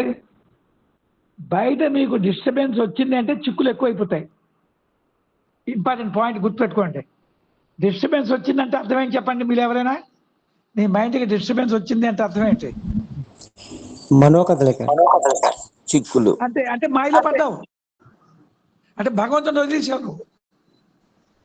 మరి నీకు చిక్కులు ఎక్కువైపోవా? అక్కడే మీరు తెచ్చుకోవాలి. కొంచెం ప్రాక్టీస్ చేయాలి. గురువు దగ్గరికి వెళ్ళడము, ఒక సత్సంగం వినడము చేసుకొని అంతర్ముఖం వెళ్ళిపోతే ఆ సమస్య పరిష్కారం అయిపోతుంది. మీరు భయపడకండి. మీకు ఏం కావాలని వారు గురువు గారు, ఇప్పుడు మీరే, మీకు డబ్బు కావాలా? మీ దగ్గరికి వస్తుంది, నేనే గ్యారంటీ. అధికారం కావాలా? వస్తుంది. మీకు ఏం కోరుకోండి మీరు తీవ్రంగా, నీకు కావాలి కోరండి, రాకపోతే నన్ను అడగండి. ఏం లేదండి, మన దగ్గర విద్యది మహామంత్ర శక్తి ఓంకారం ఉన్నవాడి దగ్గర మనం భయపడడం ఏంటంటే వాడి దగ్గర. ప్రపంచాన్ని డోంట్ కేర్ చెప్తాను అంటే చక్కగా మీ అందరూ వస్తారు కనుక నా నోటి వాక్యాలు చెప్తాను. భయపడకండి, ఇది ఒట్టిది, ఇది భయపెట్టినట్టుగా ఉంటుంది. అయ్యో డబ్బులు లేవు, ఉద్యోగం. మీ యొక్క మరొక ఇంపార్టెంట్ పాయింట్ చెప్తాను. పూర్వజన్మ ప్రారంభ కర్మలో ఉండేటువంటి బాధలు పడవలసి ఉన్న తొలగిపోతాయి. మిగతా ఎక్కడా లేదు. ఏ గురువు దగ్గరికి వెళ్ళినా ఎక్కడికి వెళ్ళినా మన ముగ్గురుతో చెప్పాడు. ఎక్కడ విన్నారేంటి? నువ్వు పూర్వజన్మలో చేసినటువంటి ప్రారంభ కర్మ నీకు ఏదో బలీయమైనటువంటి ఒక రోగంతో బాధపడాలి. నీకు అది ఉండదు, పోతుంది. రావచ్చు, లైట్గా పోతుంది. నీకు మనం పోగొట్టుకుంటాం. అలా రమణ మహర్షిలాగా మనం ఉండం. మళ్ళీ వింటారా, రమణ మహర్షి ఆ మహాప్రభు క్యాన్సర్ వచ్చినా వద్దన్నాడు. మనం అలా అనొద్దు, క్యాన్సర్ పోగొట్టుకుందాం.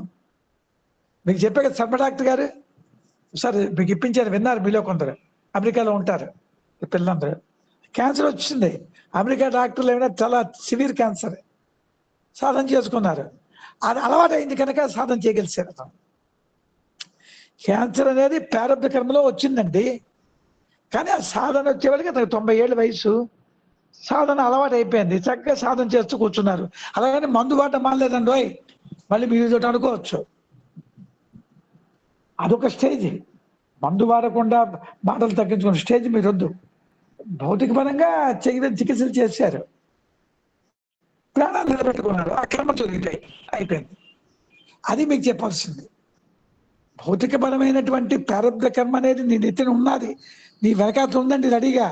ఏమిటి నీ ప్రారంభ కర్మ చెప్పగలవా నువ్వు? చెప్పలేవు. అదే నీ దగ్గర ఈ వస్తువు ఉంటే, యోగం అనే ఆయుధం నీ దగ్గర ఉంటే, ఏది రాని come what it may be, దాన్ని తొలగించుకోగలవు. ఆ ధైర్యంతో ఉండండి. ఇది నేను చెప్పిన మాట కాదు, మా గురువుల సందేశం, వేద ప్రమాణం. ఏంటి వేద ప్రమాణం చెప్తున్నాను ప్రతిదీ కూడా. అనన్య చింతయంత్వమాం ఏ జన పర్యుపాసతే తేషాం నిత్యాభియుక్తానం యోగక్షేమం మహామ్యం. అన్య చింతలు మాని. అదే అన్య చింతలు అంటే ఏంటండి చెప్పండి? అన్య చింతలు అంటే ఏమిటి? మెటీరియల్ గురుగారు, మెటీరియల్ భావన. దాన్ని విడిచిపెట్టండి, వద్దు. అది ఎలాగండి ఇప్పుడు నీ ప్రాక్టీస్ ఉంది, దానికి టెక్నిక్ మీకు చెప్పేసాను. అంతర్ముఖంలో ఉండడమే, అంతర్ముఖంలోకి వెళ్తున్న కొద్దీ వెలుగుతూ ఉన్నావు, ఆ కర్మ తాలూకా ఎఫెక్ట్ నీకు తగ్గిపోతుంది.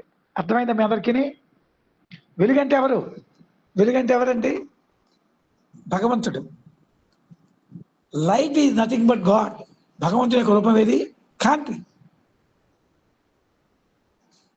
ఆ కాంతిలోకి వెళ్ళే మార్గం తెలిసిపోయింది. అలాగే బయట ఎలా ఉండాలో అది కూడా చెప్పారు కదా మీకు. బయట ప్రశ్న ఎలా ఉండాలి? దేనికి భయపడకండి. ఆ కొండ వచ్చి పడితే నా పన్నే మా గురువు గారు చూసుకుంటారు అనే ధైర్యం తెచ్చుకోండి. అంటే ఇవన్నీ నేను ఇంత ప్రాక్టికల్గా మీకు ఎలా చెప్పగలుగుతానంటే, నేను అనుభవంలోంచి వచ్చే మాటలు ఎవరికి చెప్పలేరు. ఇవి పుస్తకాలు దొరుకుతాయా? ఇప్పుడు నేను ఆడిన మాటలు పుస్తకాలు రాస్తే మటుకు మామూలు వాడికి అర్థం అవుతుందా? అర్థం కాదు. ఇది నేను అనుభవంలో పొందాను. చిన్న ఇష్యూ వచ్చింది నాకు ఈ మధ్యనే, చిన్న వచ్చింది తేడా కనిపించింది. అది ఫ్యాక్ట్ చెప్తాను, మీరేమనుకోండి గురువు గారికి ఇలాగ వచ్చిందని. టక్కన అది వదిలేసింది, ఆ తొలగిపోయింది ఆ కర్మ కూడా. చూసారు, అది ప్రారంభ కర్మ. ఇంకా అంటే ఒకటి ప్రారంభ కర్మ కూడా ఉండాలంటాను అంతే, లేకపోతే మనం జీవించం కదండి. ఏ కర్మ లేదనుకోండి, ఎందుకు ఉండాలి భూమి మీద శరీరంతో? ఏదో ఒక కోరిక. మీకు అర్థమైందా? గురువులు కోరిక పెట్టుకుంటారు. రామకృష్ణ పరమహంసులు అంటూ వారు కోరిక పెట్టుకున్నారు. ఏమిటది? చెప్పాను ఎన్నోసార్లు. ఏమిటండి కోరిక పెట్టుకున్నారు రామకృష్ణ పరమహంస? గుర్తుందా కదా మీరు ఎవరికైనా? చెప్పాను నేను. మోక్షం రావాలనే కోరిక. అది అది కరెక్టే. ప్రారంభంలో అతను ఏం గుర్చుకున్నారు ఆ కథ చెప్పాను కదా, రామకృష్ణ పరమహంస. లేకపోతే శరీరం ఉండదు, తిండి మీద మీరు వెళ్ళలేదే కదా, అయితే జాగ్రత్తగా వినండి. ఆహారం మీద ఆహారం. రామకృష్ణ పరమహంస వారికి ఏ కోరిక లేదు, సాక్షాత్ వారు అదే. కానీ శిష్యుని తయారు చేయాలని చిన్న కోరిక ఉంది. దానికోసం ఏం చేశారు వారు? శిష్యులందరూ వచ్చేవారు, భగవద్గీత చెప్తుండేవారు. ఆ వంటగదిలోకి వెళ్ళి శారదాదేవి ఉంది కదా మాట, ఆమెతోనే నాకు ఇది వంకాయ కూర వండు, లేదా బెండకాయ వేపుడు చెయ్యి, లేదా ఇది పాయసం చెయ్యి అంటుండేవారు. ఏదో శిష్యులు ఉండేవారు. ఎలా ఉంటుంది చెప్పండి? శిష్యులు ఏమి అనలేరు కదా గురువుని అనగలరా? ఓ రోజు వీడు చూసింది వీడికి, ఇదేంటి ఇంత జ్ఞానం చెప్పిన గురువుకి తిండి వాపేటి తనకి అంటే అని అడిగేసింది భర్త కదా. ఊరుకొని అవునండి, ఎంత జ్ఞానవంతులు మీరు, తిండి మీద మీకు ఎంత కోరిక ఏంటండి అని అంటే అప్పుడు చెప్పారు, ఏ రోజైతే నేను నీ గదిలోకి వచ్చి నాకు ఇది చెయ్యని అనలేదో ఆ తర్వాత 3 రోజుల్లో నేను సమాధి అయిపోతాను. ఇది ఒక్కటే నేను ఉంచుకున్నాను. అది బలత్కారంగా ఉంచుకున్నారు కోరిక. మీకు అర్థమైందా? గురువు కోరిక ఏంటంటే ఏదో కోరిక లేదా గురువు శరీరం. ఇప్పుడు మీ అందరూ ఎందుకున్నారు శరీరంతో? కోరికలు ఉన్నాయి. కొడుకుని బాగు చేయాలనో, డబ్బు సంపాదించాలనో, పేరు కావాలనో, ఏదో సంథింగ్ ఉన్నాయి. మరి గురువుకు కూడా కోరికలు ఉంటాయి.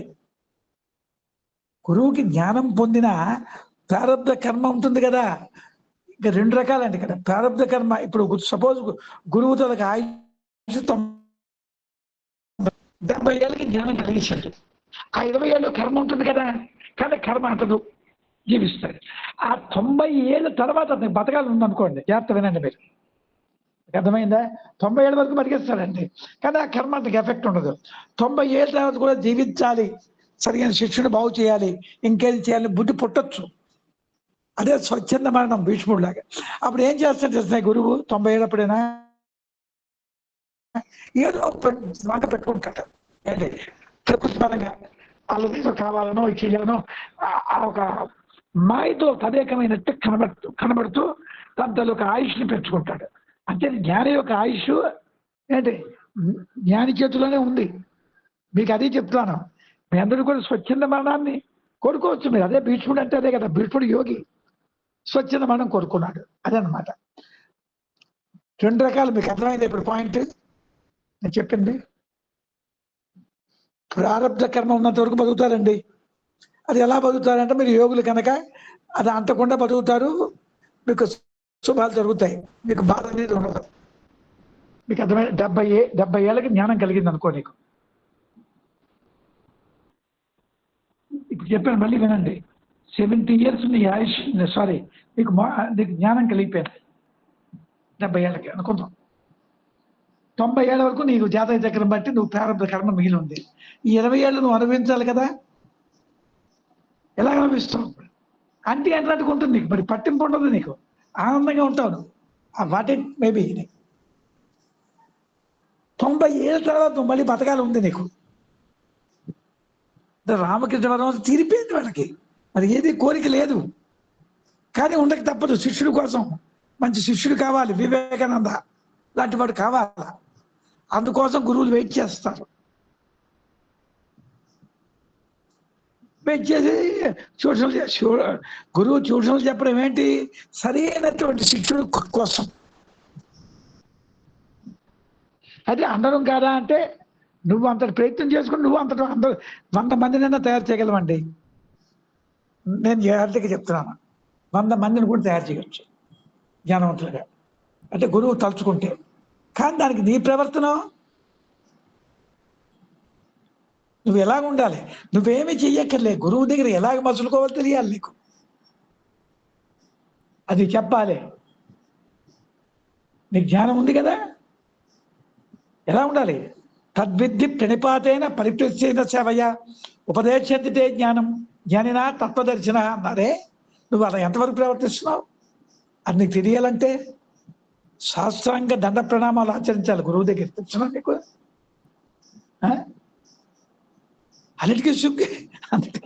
అన్నిటికీ సిగ్గు మోమాటం ఏదో. ప్రణిపాదం అంటే ఒక కర్ర కింద పడేస్తే ఎలా పడిపోతుంది అలా అది ప్రణిపాదం అంటే. అది అంత లెవెల్కి అంటే ఇవన్నీ మీకు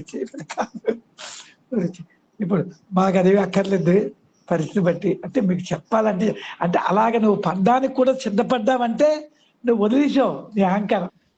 మనసులో రోజు అదే చేస్తాం గురుగారు. ఫిజికల్ గా వచ్చినప్పుడు అలాగే చేస్తాం, ఫిజికల్ గా రాలేకపోయినప్పుడు మనసులో రోజు అదే ఉంటుంది. ప్రణిపాదమే ఉండాలి. వెరీ గుడ్, అది కావాలి. దానివల్ల ఏమవుతుందంటే సుబ్బారావు అహంకారం తగ్గిపోతుంది. గురువు దగ్గర ఎప్పుడైతే నీకు అలవాటు అయిపోయిందో అప్పుడు ఒక పెద్ద మరో దగ్గరికి వెళ్ళామండి, వాడు ఎవడేమని ఓ నమస్కారం పెట్టిస్తాం. లేదా ఏమవుతుంది, నేను వాడికి పెద్దమా నాకు ఉండేదండి. ఇది పెళ్ళి అయితే మన అత్తవారికి పెద్దవాళ్ళు పెట్టమంటే వీళ్ళు పెద్దమేంటే పెట్టడానికి ఇష్టం ఉండేది కాదు. అది అంటే అదొక రకమైన అహంకారం. అది అహంకారమే అంటాను నేను. గురువు గారి దగ్గరికి వెళ్ళిన తర్వాత రూట్ చేసి పడేసాను. ఎవరు పెట్టా నమస్కారం అంతా భగవత్ స్వరూపమే కదా. సేవ శిష్యుడు కూడా గురువు సేవ చేసే లెవెల్కి నా మైండ్ వెళ్ళిపోయింది. అయితే లోక ధర్మం బట్టి కొన్ని చేయకూడదు మేము, అదొక అంటే పైవాడికి ఏమనిపిస్తుంది అంటే ఈ గురువు ఏంట్రా అంటారు. అంతే కొన్ని పాటిస్తాడు గురువు, కొన్ని లోక ధర్మాల్ని పాటించకపోతే ఏమైంది, ఉండకూడదు. కొంచెం ఉన్నట్టుగా సినిమాలు ఉన్నట్టుగా కూర్చున్నట్టుగా కొన్ని మాటలు కొన్ని ఉంటాయి.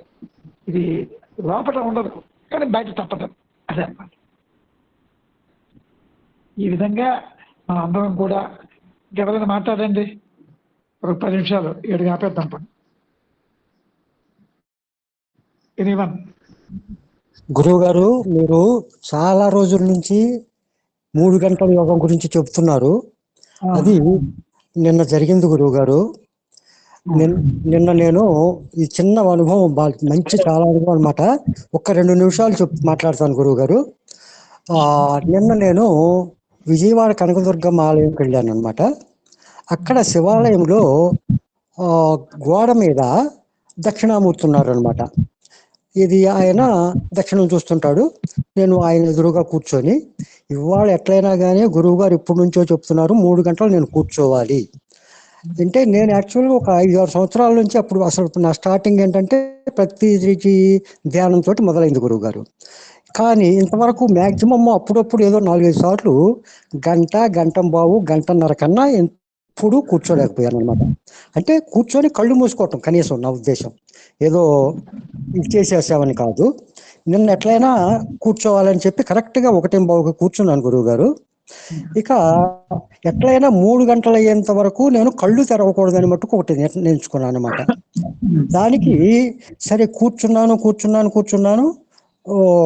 అంటే నేనేమి ఏదో సమాజ స్థితికి వెళ్ళటాలు అటువంటి ఏమీ లేవు. అక్కడ అందరూ భక్తులందరూ తిరుగుతూ ఉన్నారు, రష్గా ఉంది.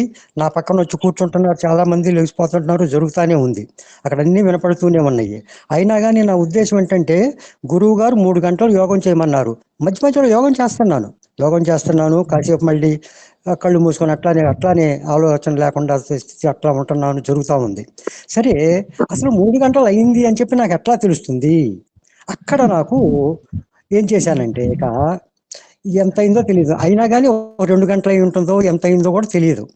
ఇక నేను ఇప్పుడు ఏం చేశానంటే గురుగారు, ఓం శ్రీ శ్రీ శ్రీ సిద్ధ యోగానంద రామానంద శివానంద పరబ్రహ్మణే నమః అనుకుంటూ ఏమనుకున్నానంటే, ఎట్లయినా కానీ నాకు సమయం ఎంత అయిందో, నేను ఎంతసేపు కూర్చున్నానో మీరే తెలియపరచండి.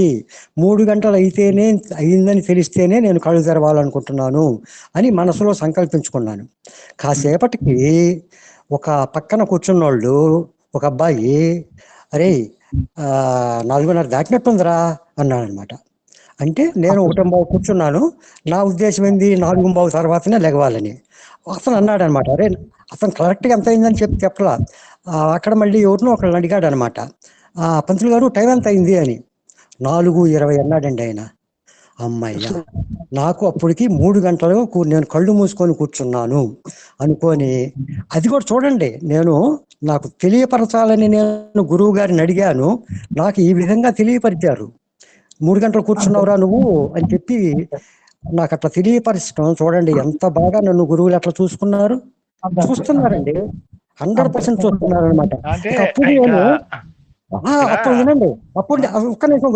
అప్పుడు నేను ఎమ్మటే కళ్ళు తెరవాలని లేదు. అప్పుడు నాకు ఆనందం, సంతోషం వేసేసి ఇంకా 1 గంట కూర్చున్నాను అనమాట. దాదాపుగా 5 అంటే అప్పుడు 3:30 గంటల పైన నేను కళ్ళు తెరవకుండా కూర్చున్నాను. నేను చెప్పేది పైగా అక్కడ కింద కూర్చున్నాను అనమాట.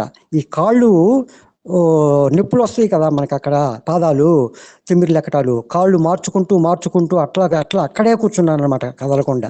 అది గురువు గారు నాకు అట్లా, నేను అనేది ఇక్కడ నాకు జరిగింది అనమాట. అదే టైం కూడా నాకు అట్లా తెలియపరిచారు. అట్లా జరిగింది గురుగారు. ఇది నా అనుభవం, ఇది అందరికీ షేర్ చేయాలనుకున్నాను. ఏదైనా తప్పు ఉంటే క్షమించండి గురుగారు. ఇది ఏం చెప్పాలంటే, మీరు చెప్తున్న మధ్యలో అడ్డొచ్చాను అనుకోకండి. సంకల్పం మంచిదైనప్పుడు పంచభూతాలు సహకరిస్తాయని గురువు గారు చెప్పారు చాలా సార్లు. సంకల్పం కరెక్ట్ అయినప్పుడు, ఎందుకంటే అది కూడా గురువాక్యం. అది అదే ఆ సంకల్పం అనేది ఏంటంటే, గురువు గారు చెప్పారు 3 గంటలు కూర్చోవాలి అంతే. ఇవన్నీ జరుగుతాయండి. ఇవి మెరికల్స్ అంటే మరే కాదు. ఇదే కాదు, మీ అందరికీ మళ్ళీ సుమారు మీ అందరూ కూడా కొద్ది కష్టపడండి. అది ఇప్పుడు చెయ్యలేకపోవచ్చు కాక కళ్ళు మూసి కూర్చోండి. మీరు పడుకుంటారు కదా, ఆ పడుకున్న కళ్ళు మూసుకొని అలా చెయ్యండి. మీ అందరికీ కూడా చెప్తున్నాను ఏంటి, 3 గంటల చొప్పున చెయ్యండి. దానిలో మీకు మిరకల్స్ జరిగిపోతాయి. మొదట్లో కష్టంగా ఉంటుంది. అదే ఒకటి ఇప్పుడు తను చెప్పాడు చక్కగా, నేను ఒప్పుకున్నాను. అది మొదట్లో కష్టమే. మీరు యోగం చేయండి, ఒకటి యోగం చేయకుండా ఉండండి. కానీ మీ సంకల్పం అయిపోయింది కదా 3 కూర్చోవాలని, ఆటోమేటిక్గా నీకు ఆ పవర్ వచ్చేస్తుంది, ఆ దివ్య శక్తి వచ్చేస్తుంది. అర్థమైందా?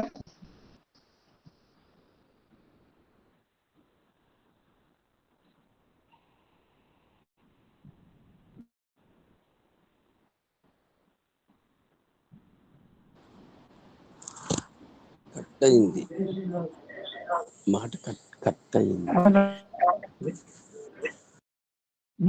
మాట్లాడతారా? ఏదో మాట్లాడండి, సబ్జెక్ట్ ఏదో ఒకటి. కానీ 3 గంటల మటుకు ట్రై చేయండి. ఎందుకంటే ఇది గురుగారు చెప్పిందే మళ్ళీ ఇంకొకసారి ఇప్పుడు నెంబర్ వేసుకుని ఉండాలి. మనల్ని మరణం అనేది ఎప్పుడు వెంటాడుతూ ఉంటుంది. అంటే మనకి ఎప్పుడు మరణిస్తామో మనకు తెలియదు. అలాగని మనం భయపడుతూ ఉండకూడదు ఎప్పుడు కూడా.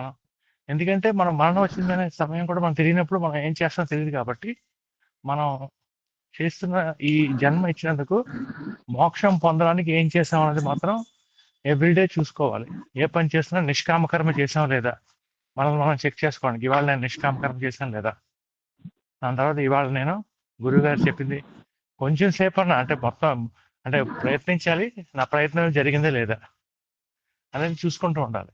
ఎందుకంటే మరణం గురించి ఎందుకు మాట్లాడాలంటే, ప్రతి డేట్ ఆఫ్ బర్త్ ఉండే వాళ్ళందరికీ డేట్ ఆఫ్ డెత్ అనేది కామన్. అది దాంట్లో అది ప్రతి విచిత్రం ఏం కాదు, ఎప్పటికీ జరుగుతూనే ఉంది. అది కానీ అది వెంటాడుతూ ఉంటుంది. కానీ మనకి ఇచ్చిన మానవ జన్మ అనేది మనం క్షణంలో అయిపోతుంది. అది ఆ క్షణంలో అది దాని విలువ అప్పుడు తెలుస్తుంది. అరే నేను ఉన్నప్పుడు ఈ విలువ నేను చేయలేకపోయినా, గురుగారు ఎంత చెప్పారే అనేది మనకి మనం క్వశ్చన్ వేసుకోవాల్సిన సమయం గ్యారంటీగా. ఎందుకంటే తర్వాత మాత్రం మన చేతిలో ఉండదు. ఈ ఇంద్రియాలు, ఈ మనస్సు, ఈ జ్ఞానేంద్రియాలు, పంచేంద్రియాలు, మనస్సు ఉన్నప్పుడే మనం అది చేయగలిగే సత్తా ఉంటుంది మనకి. ఎప్పుడైతే అయిపోయిందో మనకి ఆ సత్తా ఉంటుంది మళ్ళీ ఈ కర్మ నివృత్తి చేసుకునేది. అది మాత్రం మనం కంటిన్యూస్ గా మన క్వశ్చన్ వేసుకోవాలి. తగిన విషయం అండి, మీకు అర్థమైంది కదా. ఇక్కడ మన నిష్కామ కర్మ అంటే అర్థం ఏంటి? ఇప్పుడు కూడా ఎరుకలో ఉండాలి మీరు. ఏ ఎరుకలో? అంతర్ముఖంలో. అది అది కొన్నాళ్ళు ఈ 3 గంటలు ఎందుకు మిమ్మల్ని చేయమంటానంటే, 3 గంటలు శ్వాసని లోపలికి ఎప్పుడైతే మనసుని తిప్పారో అది మీకు తెలియకుండా అది లోపలికి వెళ్ళిపోతూ ఉంటుంది. ఇప్పటికే మీలో చాలా మందికి అది జరుగుతున్నది. తెలియకుండా పడుకోవాలన్నమాట, ఆ అలవాటు అయిపోవాలి. అంటే నేను ఎందుకు చెప్పానంటే, పదే చెప్పడం, నా గురువు గారు నాకు ఏకాగ్రత ఉండేది కాదు, అటు ఇటు. నన్ను సంవత్సరం వరకు యోగం చేయలేదు పెద్దగా, 5 నిమిషాలు 10 నిమిషాలు. అప్పుడు నన్ను పిలిచి, మన చూసారా ఒక తండ్రి కొడుకు చెప్తాడు, నాయన చదువుకోరా మంచి ఉద్యోగం వస్తుంది, ఆ రకంగా నాకు పిలిచి ఏమన్నారంటే, నాయన నువ్వు ఎంతసేపు యోగం చేస్తావు అన్నారు. నేను చేసిన గంట కూడా లేదు, దగ్గర ఏదో మాట అందించాను అని. అప్పుడు చెప్పారు, అంటే 1 yearలో లేదు.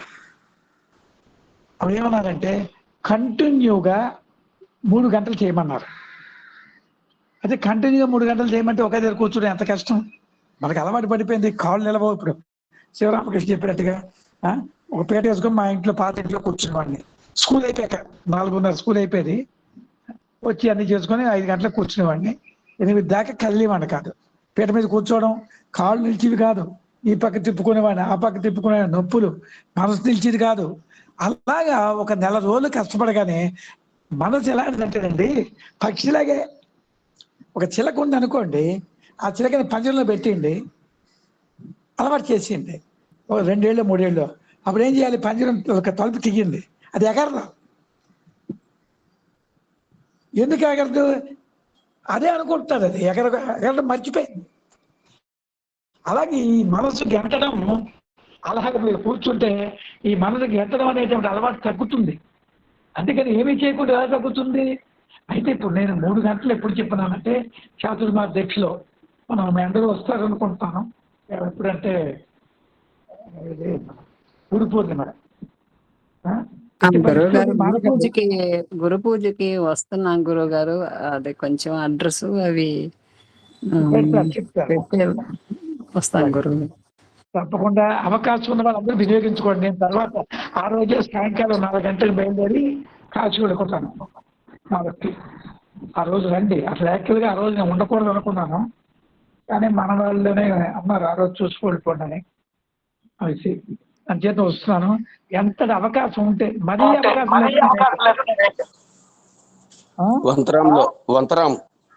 వంతరం కాదయ్యా బాబు, హైదరాబాద్ ఉంటాను. హైదరాబాద్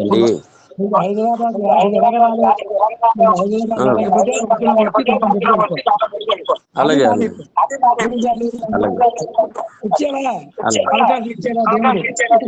అవునండి. అలాగే అర్థమైందా? అలాగే అది ఎక్కడికో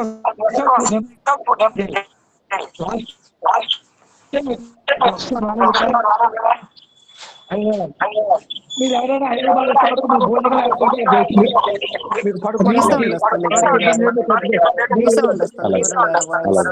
మీరు ఓన్లీ 24 బాబునాయుడు గారు మ్యూట్ లో పెట్టండి.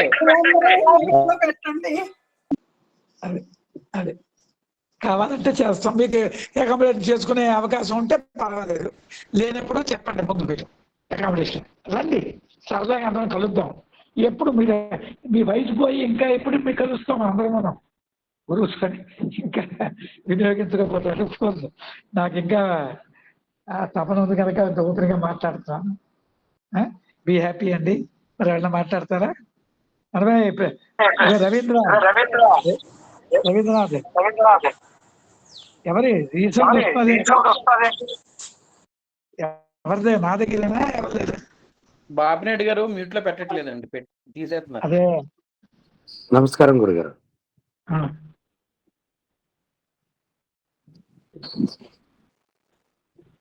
మాట్లాడండి. హలో హలో మాట్లాడరా? ఓకేనండి. ఇంకెవరైనా? రమాదేవి. నేను చిన్నది మాట, నేను 1 నిమిషం చాలండి. నాకు 1 నిమిషం అవకాశం ఇవ్వండి. 1 నిమిషమే. ఈరోజు సృష్టి రహస్యం తెలుసుకున్నాము. మరి ఈ సమయంలో బ్రహ్మం గారు చెప్పింది ఒకటి పాడతాను. నీవెవరో నీ జన్మం భీమో నిజం తెలుసుకో దేవా, నిజం తెలుసుకో దేవా. ఓకే, అయిపోయిందండి పాట. వెరీ గుడ్, చాలా బాగుంది. ఇంకెవరు? బుద్ధ మాట్లాడతావా? రమాదేవి.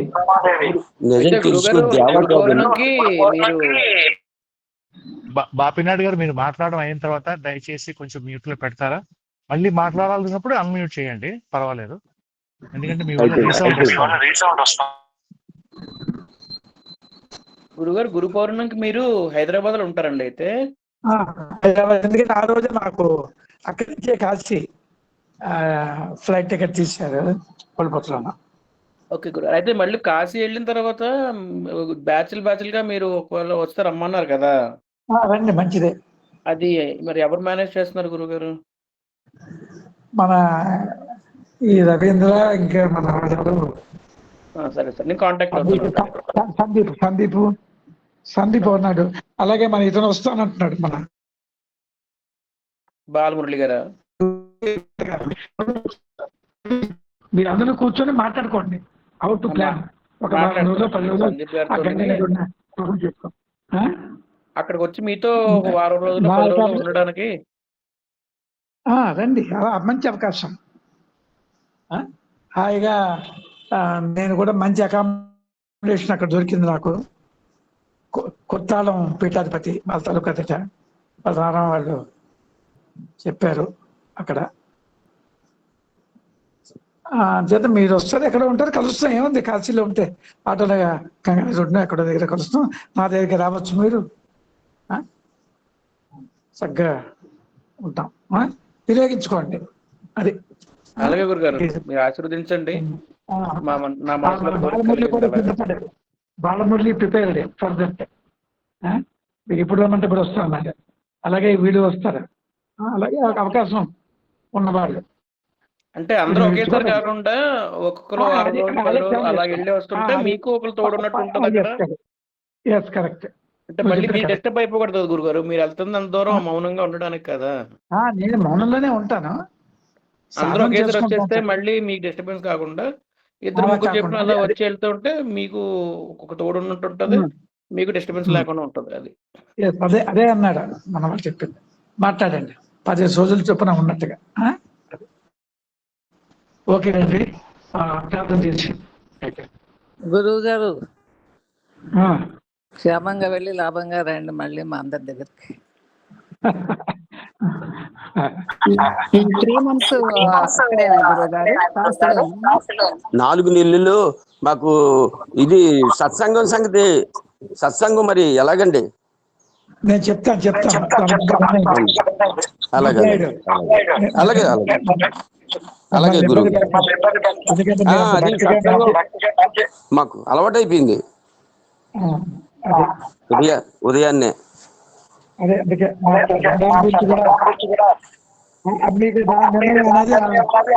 గురు పూర్ణిమ బాపనాయుడు గారు అదే దానికి నిర్ణయం గురు పూర్ణిమ నాడు మీకు చెప్తాను ఏం చేయాలనేది. ఓకేనండి. ఓకే, ప్రార్థన చేసి అమ్మ రమాదేవి. ఆత్మనమస్కారం గురువు గారండి, ప్రార్థన చేస్తాను. ఓం అసతో మా సద్గమయ తమసో మా జ్యోతిర్గమయ మృత్యోర్మామృతంగమయ. సర్వే జన సుఖినో భవంతు, లోకా సమస్త సుఖినో భవంతు. ఓం శాంతి శాంతి శాంతి. జై గురుదేవ్. ఆత్మ నమస్కారం. అందరికీ శుభాశీస్సులండి. చక్కగా అంతర్ముఖంలో ఉండండి. ఆత్మస్కారం గురుగారు. ఆత్మనమస్కారం గురు.